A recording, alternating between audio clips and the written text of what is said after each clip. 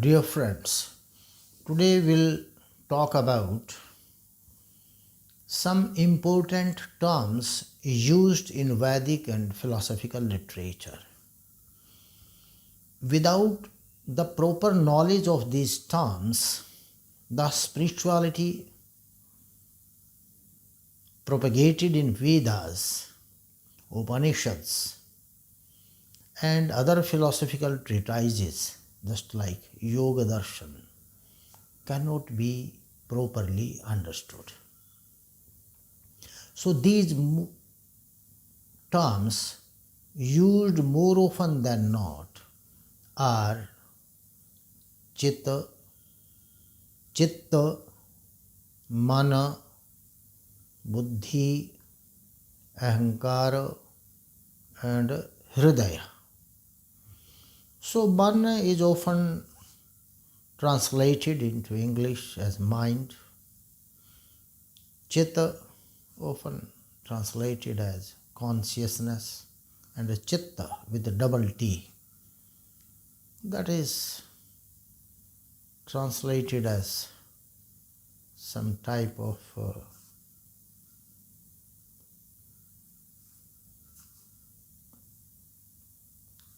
mind itself, just like mind, or buddhi as intelligence, or ahankara as ego, and the heart, the hridaya, sometime as a heart or sometime as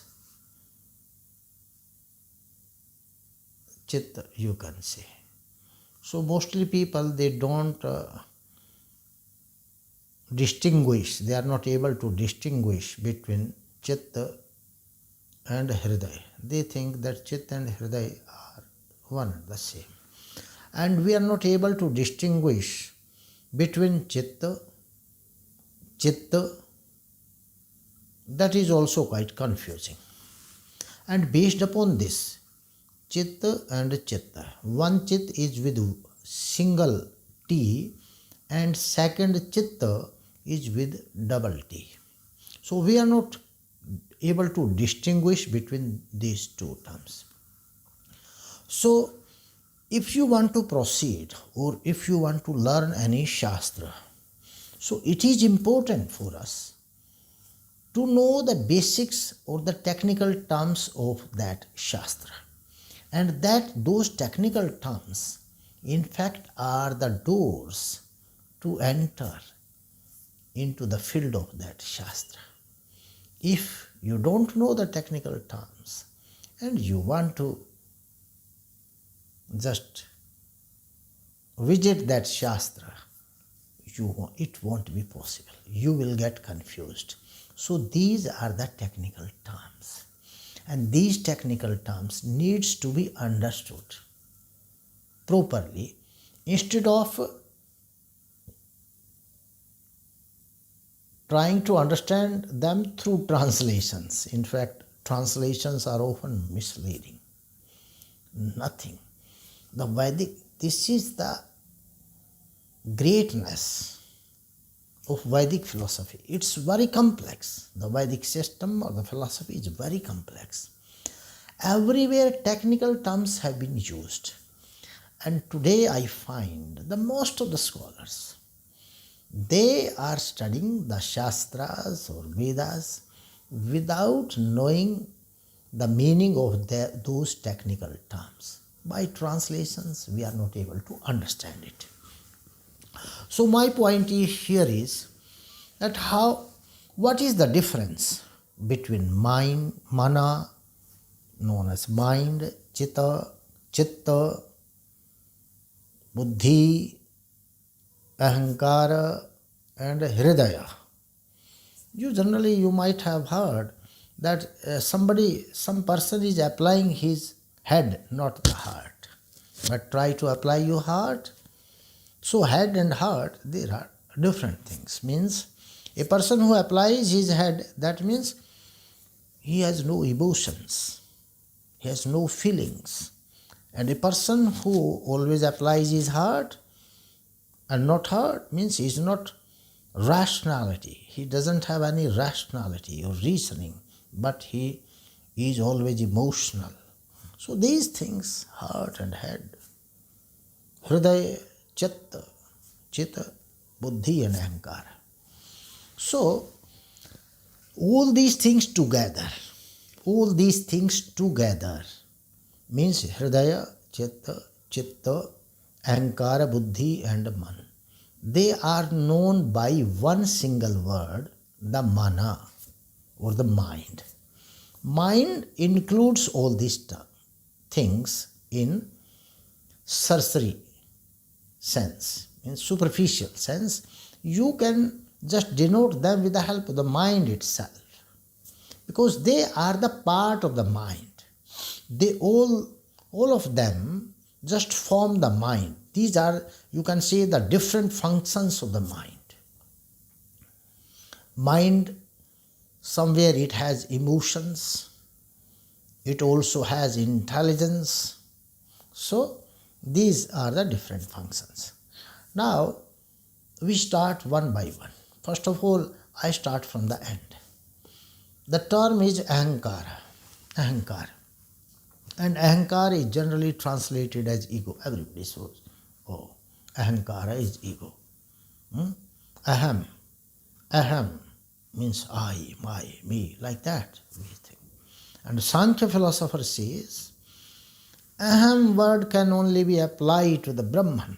Nobody can apply this word to himself. When Krishna in yoga, in Gita says, aham eva karanam bhutanam, that means Brahman he is applying. Nobody has the power to apply aham to an individual, because your aham is not going to stay always. It has to be dissolved. And when the aham is dissolved, you merges yourself with Brahman. So the term ahankara doesn't mean ego. Abhiman, gaurav, like that you say. These are different terms, but these are not synonymous to ahankara. Ahankara means sense of individuality. Ahankara means sense of individuality. And this ahankara remains with the living beings as well as non-living beings. When the Prakriti was evolving according to the Sankhya philosophy, Prakritira Mahana, first of all the Mahat Tattva evolved from Prakriti. What is this Mahat Tattva? And Mahatu Ahankara. And from Mahat Tattva this Ahankara came into being at the second number itself. Mahat Tattva is the entire this energy that is prevalent in the whole universe. The sunlight, this light factor or energy.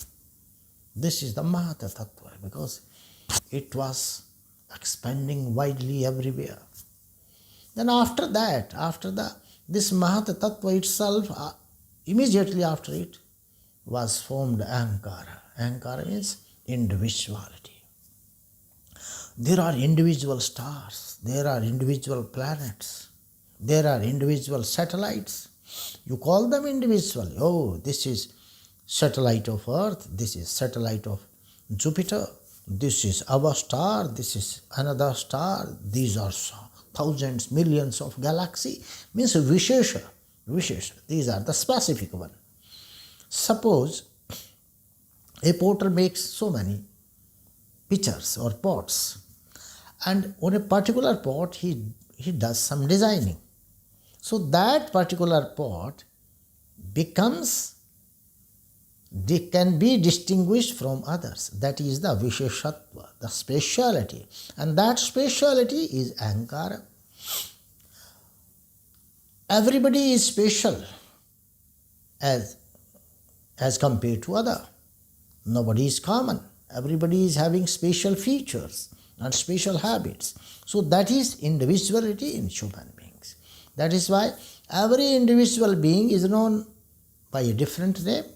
Someone is a Krishna, someone is Usha, someone is a Santosh, someone is a Ravi Prakash, someone is Rama, Krishna, like that. So this individuality, this speciality in you, that is known as Ahankara. So Ahankara is not the ego, what we generally translate. After ahankara comes buddhi. Buddhi is the intelligent part of the mind, and it is defined in the philosophical treatises as adhyavashayatmika buddhi. Buddhi means it gives you it determination. It determines a particular knowledge. Oh no, this is this one. A particular knowledge it gives you.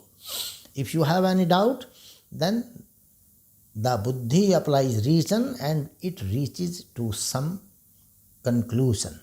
And that conclusion verification. Adhyavashayatmika. That function of verification, that is buddhi. Intelligence, you can call it. And after that, we have the word chitta and chitta. These are very, very misleading terms, confusing. One chitta with single T, another with double T. The first chitta and the second chitta, there's a lot of difference. Chitta means chetana, mind. Chit means mind, empty mind, without any impressions of this visible universe, visible world. There's no impression. It's very clear, purged mind, purified mind. That is chitta.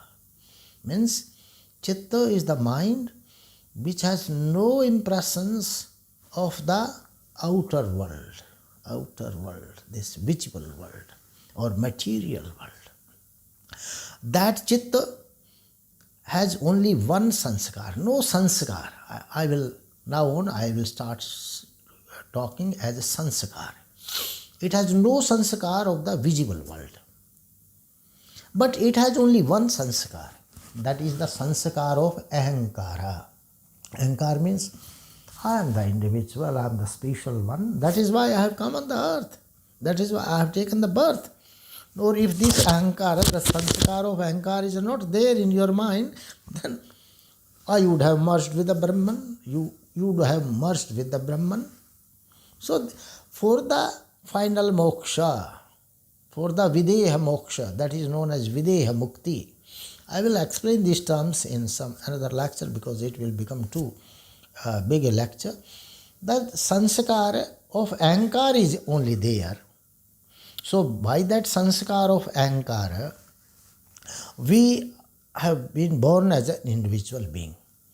But when the sanskar of this drishya jagata, this visible world, will be impressed in your mind will become full of sanskara. Then your mind will not remain as chitta. It will become chitta with a double T. Chit means clear mind, no sanskar of the visible universe. Chitta means mind full of information from this visible universe, visible world, full of information. Information blast is there.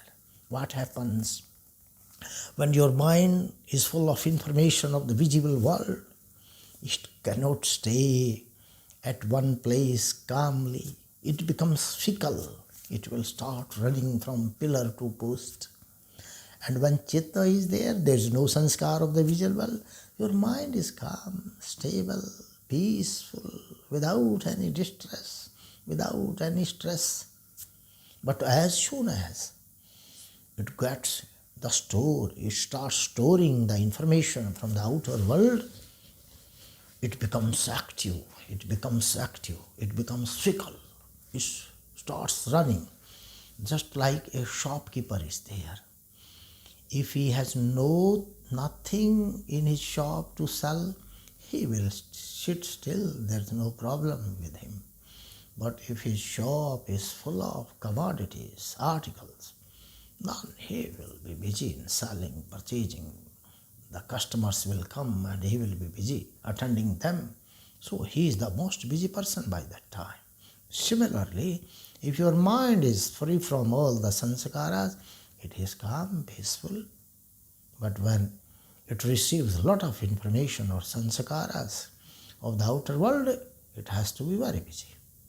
And when it has the information from the outer world, it is not only busy, it starts suffering from pleasure and pain. I'm calling suffering from pleasure. Pleasure. Just enjoying pleasure is also a sort of suffering, because after that you will have to enjoy pain, and that is not bearable. You can't tolerate it. So it will be hit by pleasures and pains, pleasures and pains. So this chitta is very, very dangerous thing. And when Patanjali, in his Yoga Darshan, he starts his Yoga Darshan, Ath Yoga Anushasana, and the second sutra, aphorism he gives, that is Yoga Chitta Vritti Nirodha. Patanjali says, Yoga means withdrawal of your mind. Chitta Vritti, the vrittis of Chitta, withdrawal of the vrittis of your Chitta, the modifications of your mind from the external world. Withdraw. Generally, the scholars, they translated controlling mind, suppressing mind. Suppression, you can't suppress or control anything. If you will suppress or control something, then it will react. It will react with double power, double force. You can't control. So here Nirodha means withdrawal of your mind from external world. That is Chitta Vritti. And if you are not able to withdraw your mind from the external world, what happens? Now, if you are able to withdraw your mind, what happens? Patanjali says, Tada drishtu swaruphe avasthanam. By that time, the drishta, the seeker, he is able to identify his true self. Swarupe, his own self is able to identify. And if you are not able to withdraw your mind from external world, what happens? Vritti sarupyam ittaratra. Otherwise, vritti sarupyam. You will start moving along with your vrittis of your mind. You will start following your mind. Your mind will tell you, no, you are not the soul, you are the physical body. You will start identifying yourself with the physical body, or you will start identifying yourself with the thoughts of the mind, and the mind will mislead you. He will take you somewhere else, and he will tell you somewhere else, because it's just like a child without any guidance, without any restraint. He will keep you flying from one place to another place. So, this Chitta, mind full of information, this is a great problem. Whenever the philosophical texts, they talk about Chitta, that means mind with information. And whenever they say Chitta, means mind without information of the external world. When a small child is born, what happens? His mind has no information of the external world from this present life, because he is a newly born. But his mind has the information whatever he gained from his past life. So the new information he has not stored. So when a child is born and you are able to train him properly, he may get rid of this problem of information, IT. Today is the age of IT, information technology. What type of information you are getting from outer world, external world information we are getting all the way. IT blast, boom is there. And what this information from the outer world, what it is called by the seers of the Upanishads and the Vedas, they call it avidya. The knowledge of the external world, this drishya jagata, this visible world, is known as avidya. And the knowledge of the spirit, the Brahman, that is known as vidya. The knowledge of this outer world is known as ajnana, ignorance. Ignorance is not the absence of knowledge. Ignorance means the knowledge of this drishya jagata, outer world. And when you realizes the self, or you realizes the Brahman, then your knowledge is known as a jnana, information, right information of the Brahman. Ajnana, information of the external world. So all the people, IT people, this IT boom, everything, they are doing ajnana and avidya. So this knowledge, this chitta, full of IT, full of information, technology of the outer world, is ajnana. So it will keep you wandering from one place to another place. You won't find any peace. You will always be in distress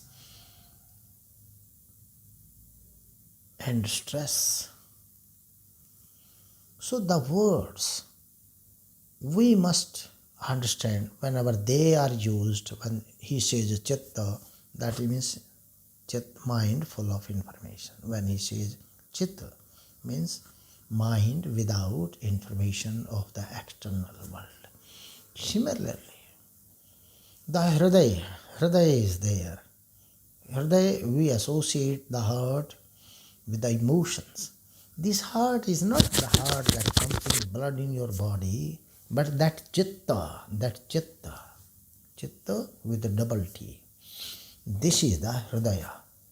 Means it stores all emotions, this chitta, because it stores all information from the outer world.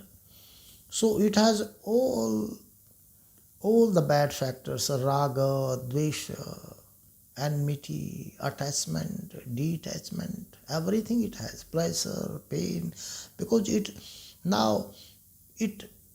functions. It has so many vrittis. There are 5 vrittis, vrittayaha, panchatayaha, klishtaha and aklishtaha. Some of the vrittis, they are painful, some are pleasurable.